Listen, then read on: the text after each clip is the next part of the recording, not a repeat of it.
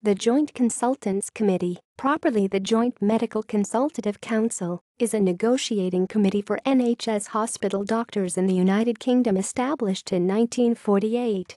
It represents the medical profession in discussions with the government on matters relating to the maintenance of standards of professional knowledge and skill in the hospital service, and the encouragement of education and research.It is composed of 18 members representing the Academy of Medical Royal Colleges, 17 representing the British Medical Association, 2 representing the British Dental Association, 2 representing the Conference of Postgraduate Medical Deans and 1 representing the Medical Schools Council.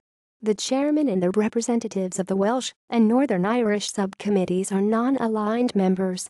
The composition has changed over time. In 1969 there were only 24 members in total.